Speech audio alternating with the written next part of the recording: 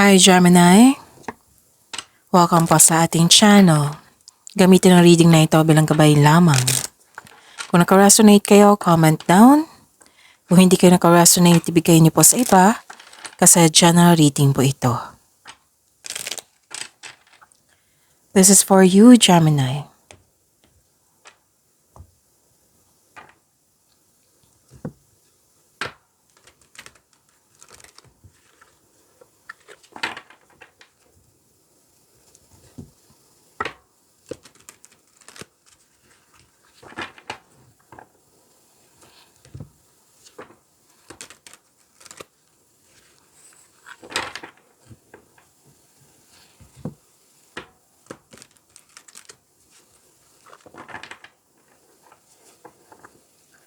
Para po ito sa iyo, Gemini.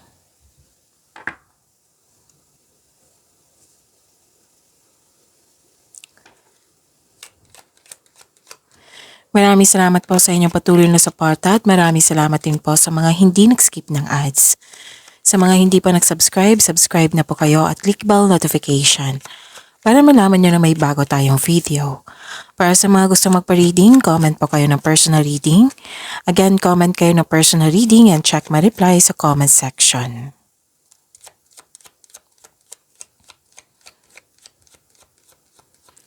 Mga ganap po, para kay Gemini, I need 3 cards po.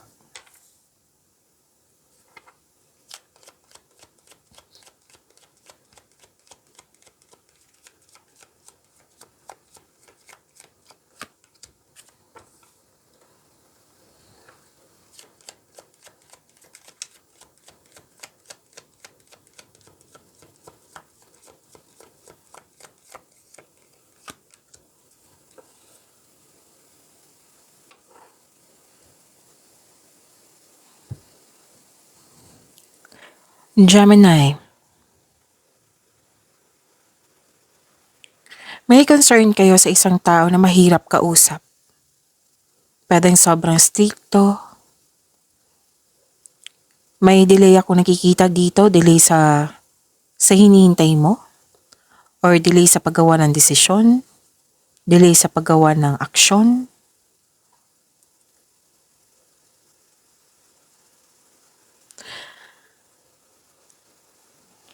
May biglaang pagbabago. May biglaang pagbabago, this is new beginning. May aasikasuhin kayo sa malaking building, pwedeng nakaschedule na. Pwedeng may, dalawang card kasi nagsabi dito na may concern kayo sa mataasing ego, mahirap kausap.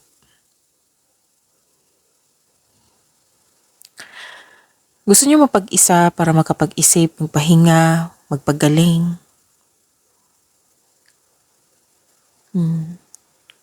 Gusto mo ng space. Pwede din separation ito. Maraming case ng separation. Pwede separation of responsibilities, separation, kailangan magkaroon ng separation, long distance relationship, end of contract, closure, tumiwalag, umalis, umuwi, nagput ng limitation, boundaries. May parating na malaking pera sa inyo, Gemini, so claim niyo po. Pwedeng cash, pero may nakita rin akong check dito. Or di kaya may importanteng news or information kayong matatanggap. At malalaman mo din yung totoong intensyon ng isang tao sa iyo.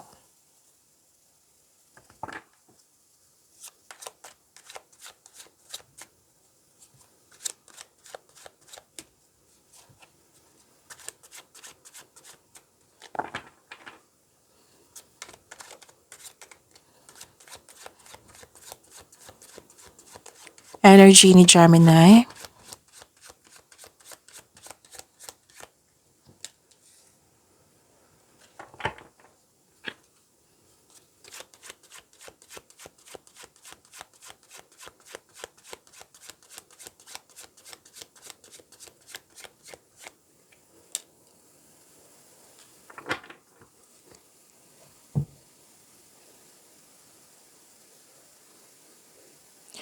Kung may narinig kayo or may nakita kayong repeating message, meaning to say, pinupush ng cards niyan. Like for example, nanood kayo ng weekly Gabay Tarot reading nyo. Tapos, ito din sa inyong daily Gabay Tarot reading. Tapos, may napansin kayo na repeating message. Oo, yan po yung pinupush ng cards na kailangan yung bigyan ng atensyon, solusyon, at aksyon kung maaari po. So, ano yung energy ni Gemini?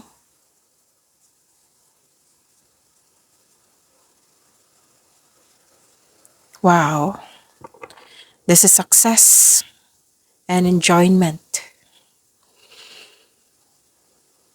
Nakikita ko rin dito yung solitude na lumabas dito sa oracle cards nyo. Gusto nyo magpahinga. This is a time of enjoyment and you're feeling safe. Naging wais ka sa pag-handle ng iyong finances. Yes, may nakita kong pera dito. Oo. Hindi ka rin madamot at the same time. Masaya ka makatulong sa kapwa Gemini. So itong success na ito, after nito, gusto niyo magpahinga. Gusto niyo magbakasyon. May nakita kong plano dito na magbakasyon or bigyan ng oras ang sarili. Ang sabi ng card, deserve mo ito dahil naging masipag ka sa iyong buhay karera. So I think lumabas din to sa weekly Gabay Tarot reading nyo. Napanood nyo na ba? Kasi may nakita rin akong promotion dito. Again, pwedeng literal na promotion. Pwedeng promotion yung pagtaas ng kita, allowance, sweldo. Dumami yung orders. Yung ramdam mo talaga at nakikita mo at the same time yung taas. Okay? Yung nag-level up. May promotion. And actually, this card tells you na this is your lucky day. Lucky day po. Lucky. Kasi this is a harvest time. This is, sabi dito, lahat ng tinanim mo nagbo-bloom. And you've been doing a great job to love yourself. You love yourself more. Alam na alam mo kung ano yung hindi na nakakabuti sa'yo. Nagbabalanse ka. Sabi ng card, do something special for yourself. Treat mo yung sarili mo dahil deserve mo ito.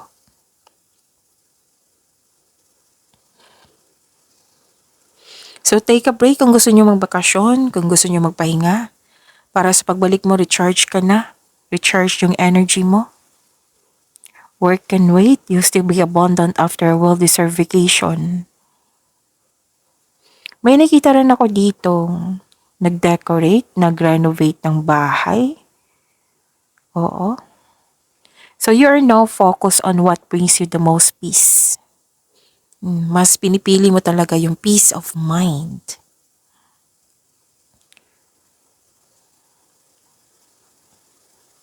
So claim niyo po itong success.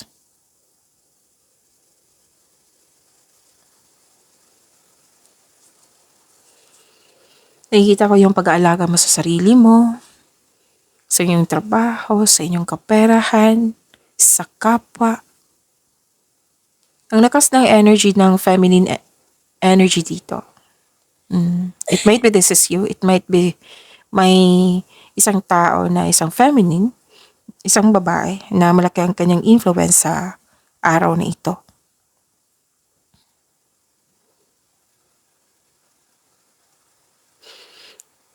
So, maalaga kayo at compassionate partner. Nang ilan sa inyo dito nagkaroon ng panahon sa family, sa bata, sa mga bata. Pwede din may nanganak. Pwedeng may nag-aalaga ng baby. Pwedeng buntis. Marami kang naisip na bagong idea. Para sa ikakabuti ng iyong love life, ng iyong sarili, ng iyong negosyo, ng iyong trabaho, at sa kaperahan. So, ang ilan sa inyo, nagkaroon ng time for yourself. Ang ilan nga sa inyo, di ba, na may balak kayong magbakasyon. O, ang ilan sa inyo nagbakasyon na, nag-enjoy yung pag-spend time sa bahay.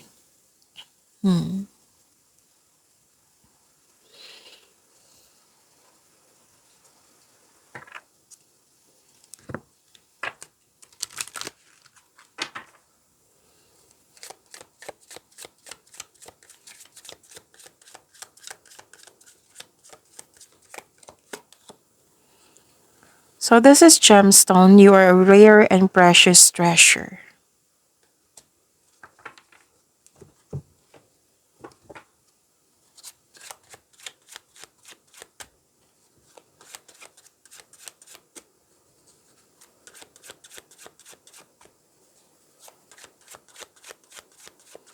Career and money ni Gemini.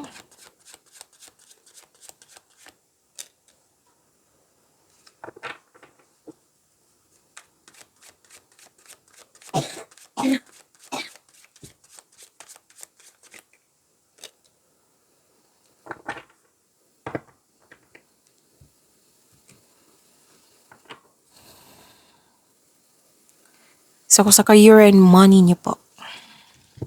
Wow. This is long-term abundance. Claim niyo po. Steady progress. Sa mga nag-invest na mukhang nagkaroon ng mabagal na resulta, kailangan yung ng mahabang pasensya. Oo. Ito ay magbubunga ng masaganang resulta kung hayaan mo lang itong magbunga. Ipagpatuloy mo yung pag-take ng steady action on your goals while remaining patient and realistic about your expectation. Kung ikaw ay naghahanap ng trabaho or nag-iisip ng bagong karera, may perfect time po daw, sabi ng card.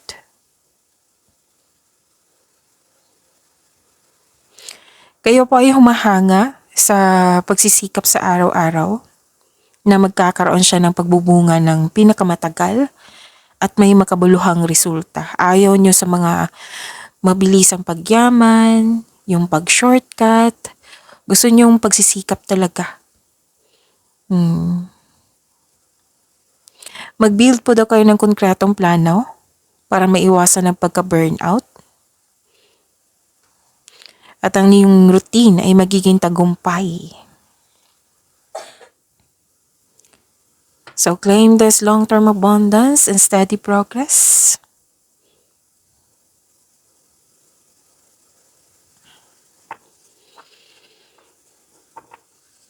Okay. Babala po sa palaging masyadong mabait. It might be may inaabuso yung kabaitan mo. Oo.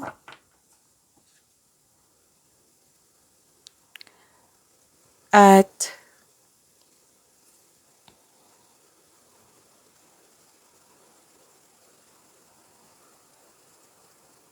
so you are earning money. Okay, ang ilan sa inyo ha, hindi po para sa lahat. Kasi may nakita kong energy ng teacher dito. Okay?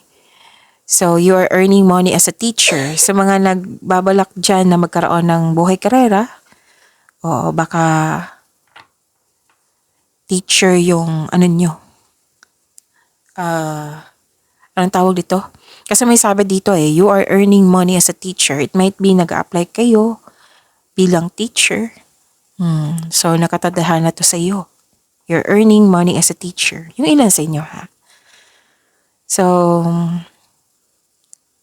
may usapin din dito regarding sa studies. Pwedeng ang ilan sa inyo nagpasya ng mag-aral ulit. Pwedeng mag-take ng board exam. Pwede din mag-take ng masteral.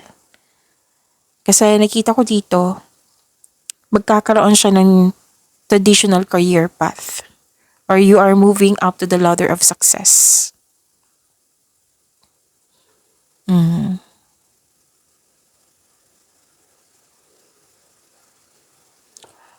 Kasi may nakita ko dito nasunod yung tradisyon. Okay?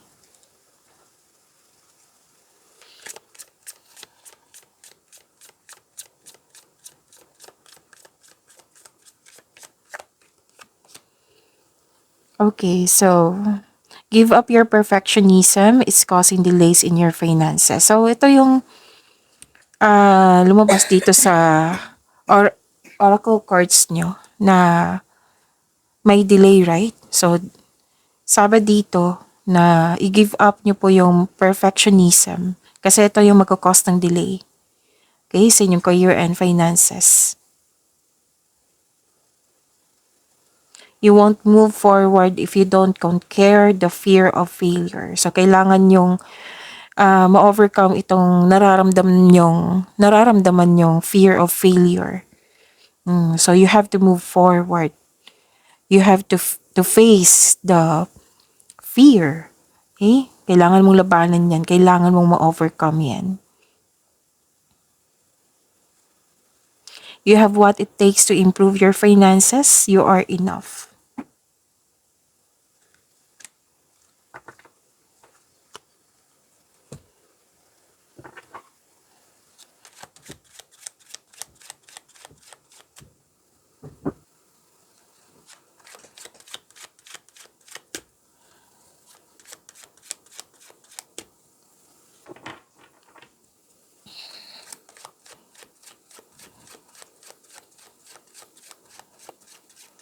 Love life, self-love, partnership, and romance in Gemini.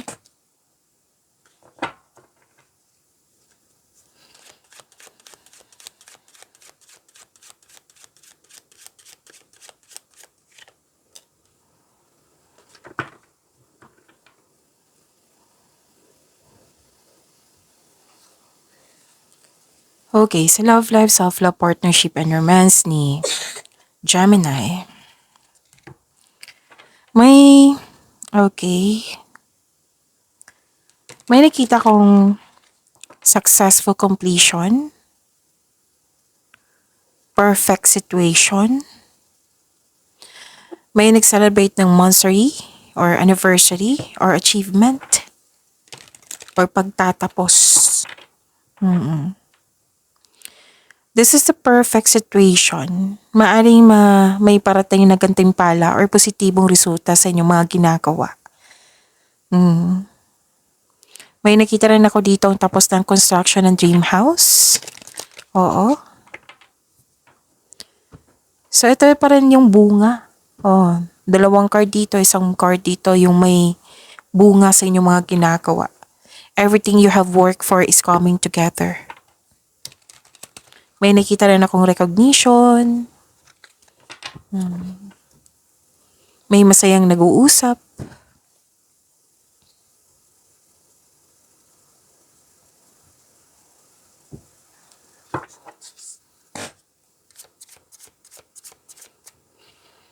Okay, so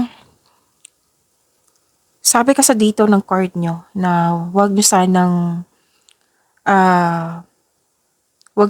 magkaroon ng delay sa paggawa ng desisyon. Okay, kasi lumabas siya dito, dito, at dito rin.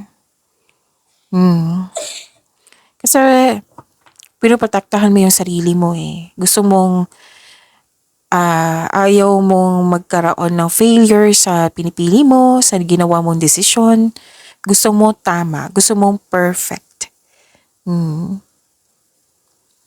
Yes, nagbabalanse ka sa choices ng buhay, naging wiser ka. Pero ang advice ng card dito, don't hesitate too long. Makinig kayo sa inyong intuition, magtiwala kayo sa inyong sarili.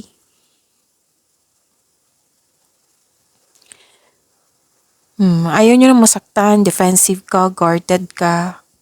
Sa mga single dito, ayaw nyo munang magkaroon ng relasyon. Sa mga marelasyon, sa buhay mag-asawa, umiiwas kayo ng away or confrontation para hindi ka o kayo masaktan, kumbaga nililimitahan mo ang sarili mo. So this card asks you to try to release your fears of opening up to love.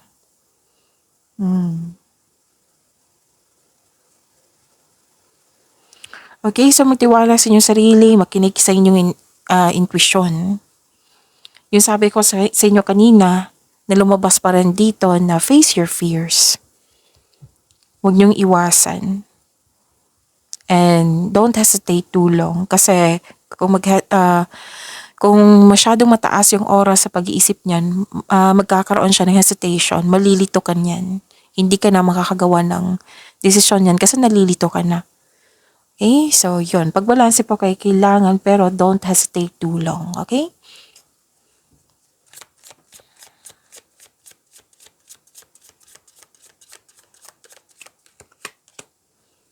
Okay, toxicity. Toxic relationship can drain your energy and self-worth. Be aware.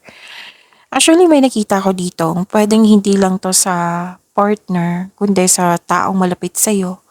Na itong toxicity na ito, magkakause siya ng yung mabibigatan ka, na para kang huminto, nade-drain yung energy mo. So, beware. Okay? Beware. Kasi nakita ko dito, gusto niya mapag-isa kasi, yun nga, sinagot dito na may na-encounter kang toxicity at na-drain yung energy mo nang dahil sa toxicity na pinaparamdam sa iyo, pinapakita sa iyo. So, yun.